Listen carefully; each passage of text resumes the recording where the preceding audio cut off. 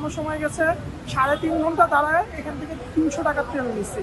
এখন তো শুনতেছি 1000 করে দিচ্ছে, আবার অনেকে বলতেছে ফুল দিচ্ছে, এখনো শিওর না, কিন্তু আশা করি এখন আগের চাইতে বেশি দিবে। 20 মিনিটের ভিতরে চলে আসছি।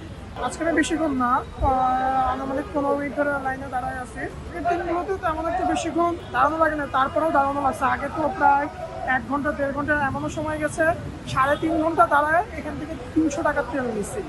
কিন্তু গত দিনের তুলনায় এখন অনেকে বেটার। এখন তো শুনতেছি 1000 করে দিচ্ছে, আবার অনেকে বলতেছে ফুল দিচ্ছে, এখনো শিওর না, কিন্তু আশা করি এখন আগের চাইতে বেশি দিবে। এখান থেকে ফুল পাস ছাড়াই নিয়ে যাচ্ছে। বাংলাদেশে তো ঢাকার ভিতরে 7টা তেল পাম্পে ফুয়েল পাস দিয়ে তেল নেই, এখানেও মাঝখানে কিছুদিন ধরে ফুয়েল পাস দিছিল। এখন অনেকে তো অ্যান্ড্রয়েড ফোন নাই, সবাই তো আর ফুয়েল পাস ইউজ করতে পারে না, সেই ক্ষেত্রে পাম্প মালিক কর্তৃপক্ষ সবার সুবিধার্থে তেল দিচ্ছে।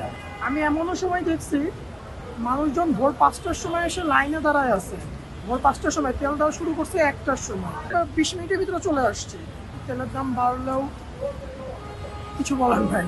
তেল স্বাভাবিক হলে তো সবার জন্যই তো ভালো, কিন্তু আমাদেরও তো বৈশ্বিক পরিস্থিতিটা দেখা লাগবে, কারণ বৈশ্বিক পরিস্থিতির উপরে তো এখন তো তেলটা নির্ভর করতেছে হরমুজ প্রণালী বন্ধের কারণে।